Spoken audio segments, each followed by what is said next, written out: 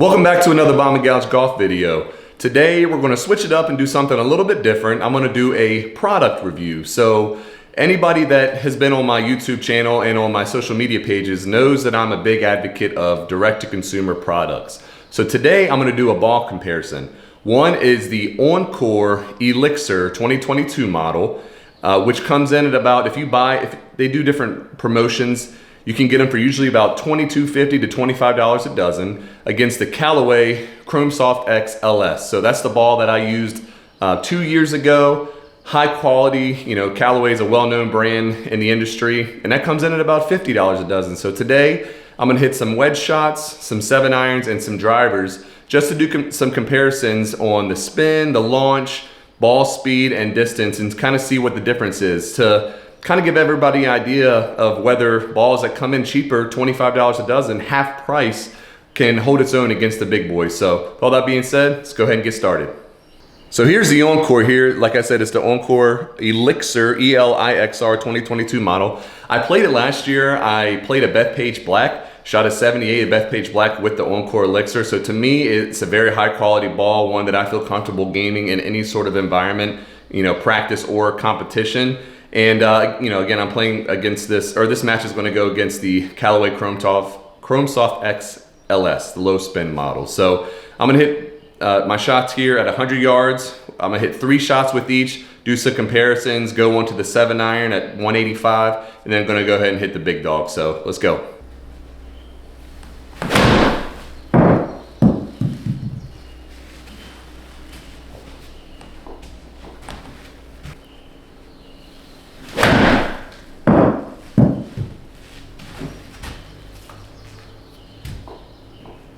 $100 yards on the dot there.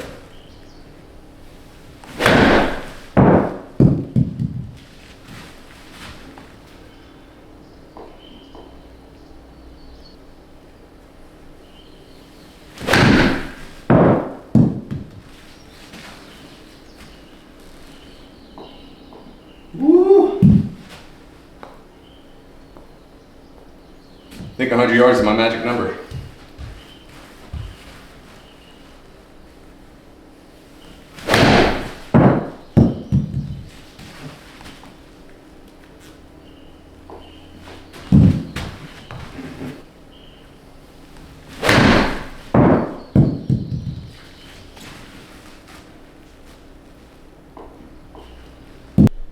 Okay, so here's the wedge data here. So first 3 balls on the top there are the Encore, bottom 3 are the Callaway. So you can see about 2-mile-an-hour ball speed difference. That could have been my swing, but it is what it is. It's a little bit more ball speed out of the Callaway. It is the firmer ball, the LS model, so it's got a little bit more ball speed. In terms of spin, we're at 9,900 or 9,944 for the Encore, 10,499, so about 500 RPM difference on a full wedge, which is really not too bad. I mean, there was one that was really high for the Encore, 10,820, and the other ones are all over 10 for the Callaway. So pretty neck and neck with the extra ball speed there. Carry, peak height, so 95 for the Encore, 96 for the Callaway, so nothing in it. Those are pretty much identical. And then 100 yards, or 99 yards for the Encore, and 103 yards. But the thing that's really impressive to me is the standard deviation. So if you look at the 4th line of each column, so within a yard carry for the Encore and within 2 yards for the Callaway, that's very impressive. And look at the proximity to hole, 4 foot 3 inches for the Encore, 8 foot 9 inches for the Callaway. So really, really impressive stuff on the wedge. So let's go ahead and hit some 7-iron and see how they stack up.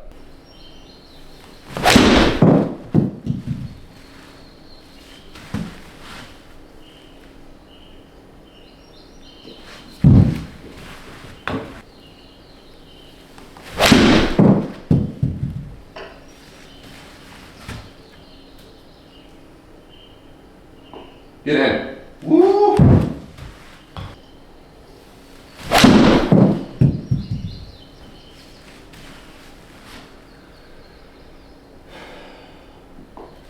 Good.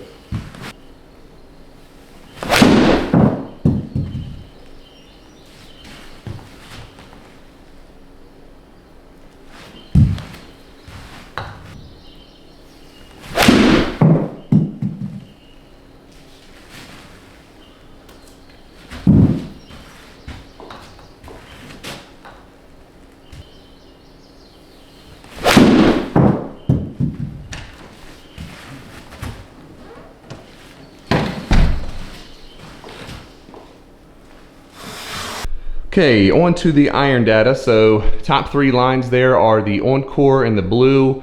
The bottom 3 are the blue for the Callaway. So ball speed, 130.7 for the Encore, 128.6 for the Callaway. Launch angle, very similar, 20. I mean, there's nothing in it, it's pretty much identical. Spin rate, look at the spin rate, 5134 versus 5192. Very, very close. Now, the one thing to note, the Callaway spin rate standard deviation is 8, which is insane. That is extremely, extremely consistent. The Encore is a little higher at 152, but still, in terms of overall spin, very, very neck and neck. Peak height, 134 for the Encore, 131 for the Callaway, so pretty much nothing in it. It's almost identical. 191 for the Encore on the carry, 188 on the Callaway. But look at the standard deviation on the Callaway, 189, 187, 188. I mean, that's insane. Literally a 0 standard deviation. A little bit more fluctuation. The Encore could come down to strike. The second one I did catch just a touch heavy, so that's probably where that's coming from. So if I hit that one a little bit better, I mean, that carries probably closer to 193, 194, so a little bit difference in that. So overall, again, I still think these are very neck and neck up to the iron. So with all that being said, let's hit some bombs with the driver and see where they stack up.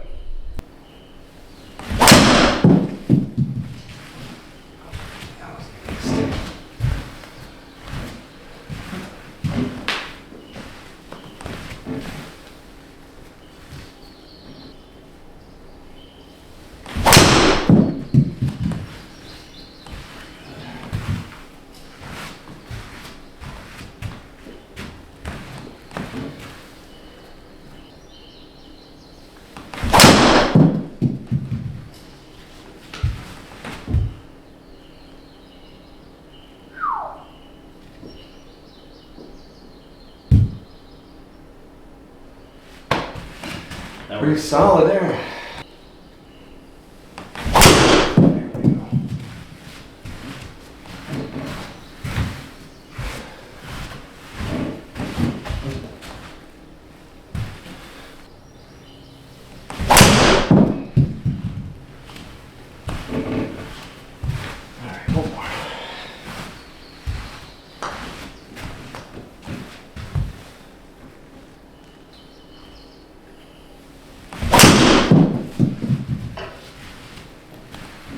One to end on.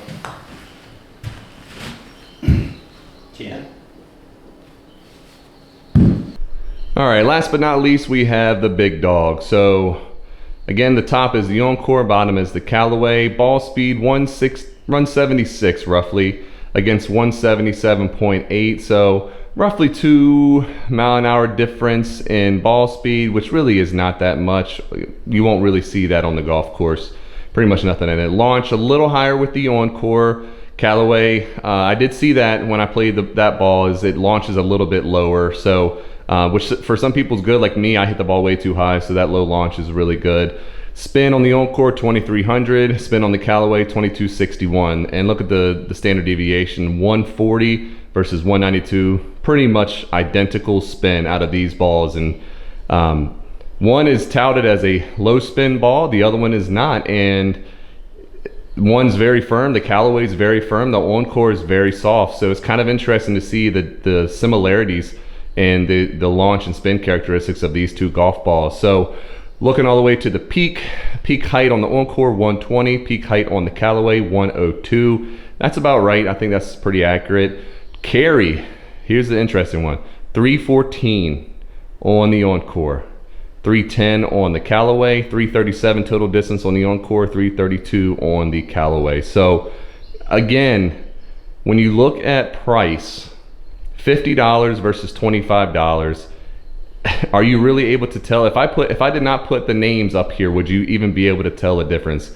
My guess is no. So pretty interesting test there. I mean, you can kind of see the proof is in the numbers. For anything golf related, data tells all. So for the price comparison, is it worth it for the general consumer to pay $50 a dozen for the Callaways compared to $25 for the Encore?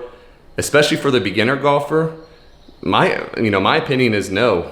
Take that extra money that you would be spending on golf balls and put it into lessons, put it into other equipment, whether it's some fresh wedges at the beginning of the year, lessons from your local pro. There's opportunities to spend that money elsewhere that'll help improve your game. So if you have any questions about Encore as a whole, those guys are great. I've had good luck with their products. I've really enjoyed it. So I hope you enjoyed this video. Again, it's something a little bit different, but something I've been wanting to do all winter.